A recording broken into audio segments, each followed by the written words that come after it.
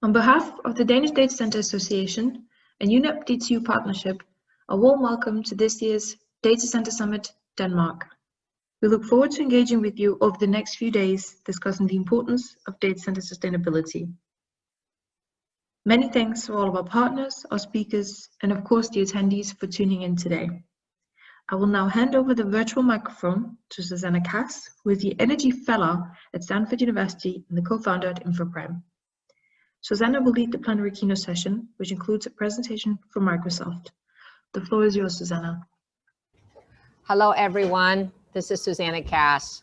I am very, very excited for our keynote speaker, Doug Mouton, to join us from Microsoft today. Doug is responsible for global data center procurement and construction for all Microsoft Azure data center that we all used. He is part of leadership organization in the cloud operation and innovation. He leads a global fleet of leadership member who I work with quite closely in this unprecedented time in working with conciseness and speed in terms of building out sustainable data center. It is absolutely a privilege to actually have Doug to join us today. He's a strong advocate of the UNSDG, and he takes it as a personal ambition that he respect human dignity in the work that he does every day, since he has joined Microsoft in 2014 as the group vice president prior at Jacobs Engineering. In Doug's day-to-day work, working across different workers, he takes a lot of pride in terms of the human dignity, human equality goal, which is exemplified the UN SDG goal. So it's absolutely a privilege for me to continue my collaboration with Doug and to have him to join us today in the UN Sustainable Development Goal Data Center Summit as our keynote speaker. Doug, thank you for joining us. The stage is yours. Thank you, Susanna. Thank you for the great introduction. I really have been looking forward to this presentation. Susanna and I have been dialoguing for years now about the importance of our footprint on the world as we grow this industry. And I have a deep passion in understanding the people that provide for us. So today I'm going to focus on Microsoft's journey in sustainability with a particular interest in focusing on the construction sustainability and also the human factor that Susanna mentioned to us as well. So with that, just a real quick overview of Microsoft and our global network. We have subsea cables connecting all these data centers, over 200 of them, with a great global presence. We're excited to be serving so many customers and enabling them to do more. So this is just the shape of things to come, and we see ourselves growing more to take care of customers. So let's talk about our sustainability journey. For Microsoft, that journey started about 10 years ago. And you can see the timeline. We have done a number of initiatives to improve our sustainability, but most recently we have made, as you all know, probably a much more bold assertion that we will not only be net zero, but actually recover the emissions that we have created for the entire life of Microsoft. So I'm really proud to be part of a company that is such a value-oriented group. So here you go. Here are the big ones: carbon negative by 2030, water positive by 2030, zero waste by 2030, and protect more land than we use by 2025. So these are great ambitions. And let me break it down into how that affects the infrastructure construction side of our DC space. So as we think about sustainability relative to data center construction, there's three areas that I think about. I think about the embodied carbon inside of the materials we use. We think about the waste we generate, the emissions that we create while we're constructing. But most importantly to me, and I'll talk about it towards the end, is the human dimension of sustainability, because we touch many lives in this industry.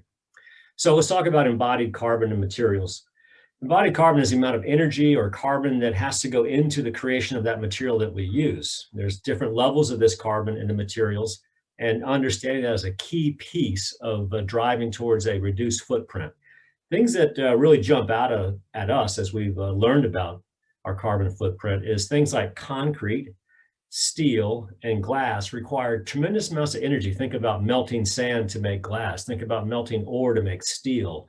or baking Portland cement to create cement. These take tremendous amounts of energy. So we have a path to net zero. The initial push that we're focused on now is understanding where we are and looking for different methods of delivering these materials that have a lower carbon footprint. For example, with concrete, we're using a new mix design that has a lot more recycled industrial material like fly ash. So to create that cement that's a key ingredient for concrete, there's a lot less energy being used. Same thing with steel. We found steel specifications that have a lot less energy being used to create them. So therefore, those are the materials we're pivoting to now. And we're working through the entire supply chain that way.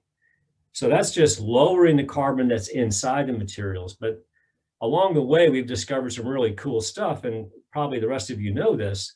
But when we think about materials like wood that have cellulose, that are grown, those trees absorb carbon dioxide their entire life, and they let off oxygen. So when we use timber and wood in our construction, we actually create a sequestered carbon. We have a negative carbon effect. So for us, the next big pushes are the superstructure going to mass timber, getting away from miscellaneous steel and going to things like fiber reinforced polymers, that we can have a much lighter, less environmentally impactful structure. So there's a lot of great energy around this, and we're very excited to see that we have a pathway to a net zero data center. So that's kind of embodied carbon in our journey there. Let me go to the next piece, which is construction waste. So we've been starting to measure how much construction waste we create when we build a data center. Now, we do have a recycling program in every single construction site that we operate, because we're committed to LEED Gold across the board with the Green Building Council. We've got a data center category defined with the Green Building Council. We're very proud of that partnership, and we follow LEED certification very closely. But what we're beginning to challenge ourselves is it enough just to recycle? Can we recycle more? But even better, can we create a circular economy around the waste that we create with the data center? So, for example, we have by ton or by weight, we have more concrete as a waste material in construction than anything else. So why wouldn't we crush that up and use that in the base course of the roads that we create, so that it can stay on site and contribute to the construction? Again, I'm fascinated with wood because it has that sequestered carbon dynamic. I'm really curious if we can partner with local schools or universities to find really creative ways to take that waste and turn it into a quality building product that we can turn right around, either making maybe small affordable housing or actually putting that material back into the DC itself, which further reduces that carbon footprint. So we're very excited about garbage right now and what we can do to create a circular economy with it. Let me continue on. And I talked about emissions for a second. I don't want to let that go. We do a lot of diesel work on sites, and we're noticing that we have an emissions footprint as well. And we're working very hard to pivot to electric cranes and even electric gear that works on the outside of the building. So that's another area that we're tackling very hard. But I really want to get to a place about sustainability that I'm super passionate about, and it's about the human dimension. In Microsoft portfolio alone, we expect that every day, 25,000 people across the planet show up to work to build a data center for Microsoft. Those people come from all different parts of the world, all different backgrounds, and we have this deep moral obligation to treat them with dignity and respect, and also to return them to their homes every day as healthy as they were when they came to the work site. And that's easy to say and hard to do. So let's start with the dimensions: safety, physical safety, welfare, how do we treat people, and mental health. What is our personal journey like? And I love this quote from Maya Angelou. It's really not what people say to you. We don't remember. We remember how we felt in those environments. We want people to feel good in the environment that we create for them. So with that, let me just talk about the three dimensions real quick and talk about the consequences of when we get it wrong. When we look at the amount of construction hours that go into the data center industry that includes all of us, it's millions and millions of hours.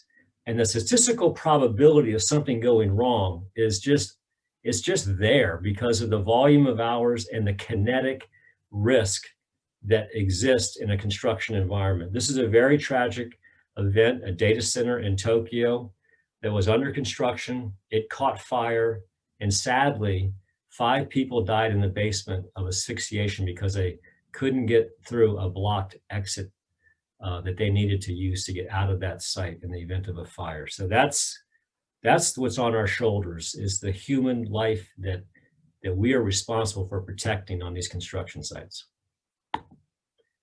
When I go on to talk about, forgive me, the next dimension, and that's worker welfare. You know, many of these sites all over the world, we create worker accommodation, and often the experience of the worker in those worker accommodations is highly variable, and in many cases, not very dignified, and not places that we would feel good about being or feel good about having our children there. So there's a real large impetus on us to understand the environment that our workforce exists in when they're not on our job site, and to be thoughtful about our role as owners and leaders to really compel our supply chain partners to do the very best they can for the people that deliver these things for us. And I've used just a few articles where, you know, worker welfare and exploitation are, you know, hitting the press. They're real issues. I've redacted, you know, the where and the who, but just let's focus on the what, and that is it's happening where we have large bodies of concentration of workers. If we have different cultural standards that we work to, we can set the conditions unknowingly for workers to be taken advantage of, for workers to be stripped of their dignity, for workers to not have the welfare that we owe them. Now, let me get to what I think is the most compelling part of taking care of the construction workforce. Every 40 seconds in the planet, a construction worker takes their own lives. Every 40 seconds. That means in the time that I'm giving this presentation, we probably have 40 construction workers that have taken their lives. That is a real hole in the bottom of the ship, as far as I'm concerned, that we have to really come together as an industry and think this through. And it's all connected: how we take care of them with their physical safety, how we treat them with dignity and respect and their welfare, and how do we make mental health services accessible for these people? How do we remove the stigma that comes from saying, hey, I'm not right, I need help? And it's not just affecting the hourly workers that are on the trades. We work with many very large general contracting firms, and we're seeing even senior executives taking their lives. So this is a place where we have work to do in this industry, and it's, you know, classically a bit of a tough guy place. And we don't have the diversity, we don't have the inclusion in our leadership and how we administer these projects.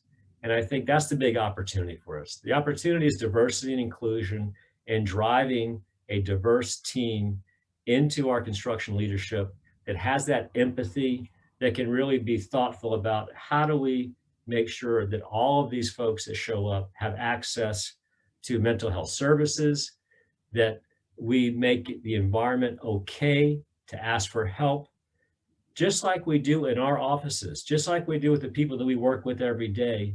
We owe that same duty of care to these folks as well, these 25,000 people that we'll never know by name, but are counting on us to keep them safe. Now let's talk about how do you manage all that. So this is kind of how we think about it, or how I think about it. So to me, imagine an iceberg. Most of the iceberg is below the waterline. That one piece you see is immutable. You can't deny what you can see above the waterline. So in 1937, this guy named Heinrich develops this statistical probability model actually right in the middle of the industrial area, because people were getting killed. And he developed a statistical relationship of at-risk behaviors, near misses, injuries that require the help of a doctor, life-altering injuries, loss of sight, loss of a limb, some permanent scarring like burns, all the way up to fatalities. There's a relationship. And we're learning with safety management that we can manage the near misses and the behaviors and culture, and we can drive better outcomes in terms of reducing fatalities. Now, let's think about that same statistical model that has been proven out since the 30s and apply it to worker welfare, the environment, as well as the emotional safety that we expect. So what's the march up to the really horrible things like, at the very worst, above the waterline, immutable suicide, acts of hate, toxic environments? That's what we see. But how do you get there? Well, it starts with very innocent stuff. Oh, this is how we do things around here. This is how it is over here. Biased phrasing, cultural language and barriers, micro behaviors, microaggressions, lack of job security. It's a huge thing. Hyper-masculinized culture. Don't be weak, be strong. Don't show weakness. Microaggressions. All these add up. So to achieve true sustainability, we must safeguard the most precious resource, the people that build our data centers for us, the people that occupy this planet with us. We must look out for their physical and emotional safety. That's really the message I'm trying to drive today. And I'm trying my best to connect it to a message of sustainability for all of us.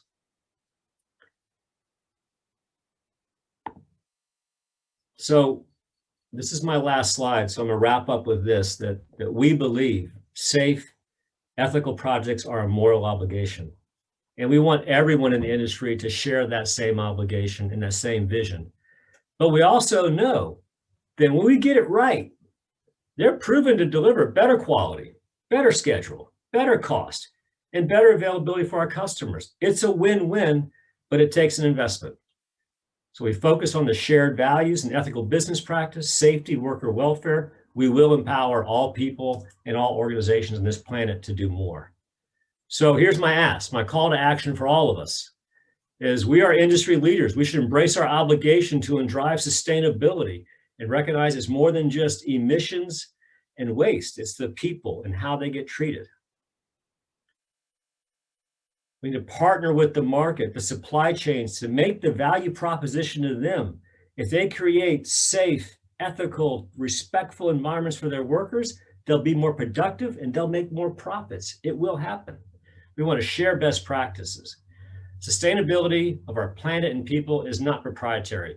We will share everything we know about safety with anyone. We'll share everything we know about how we've worked on community engagement and worker engagement. And we hope that as you find great things that are unique and special, that you'll share with the rest of us so we can get better together as an industry. Thank you, Susanna, for having me. Thank you, Doug, and thank you always. You speak from your heart, not just repeating what we wrote on the UN SDG goal as a narrative, but I know that you and your team and your leadership team, day in and day out, genuinely practice it and take it seriously and reinvent and invert the pyramid that we all have lived in. So I thank you for doing what you do every day. Your compassion leadership is very clear and passionate, in addition to the fact that you are building amazing amount of data center at very fast speed across a different country. So thank you again. I'm very grateful for you taking the time today. I know how busy you are. So I thank you for the audience for dialing in. Please join Doug and ourselves later on in the live Q&A session. So with that, thank you, Doug. Thank you, everyone. And thank you, Susanna, for inviting me. I'm really happy to have been here.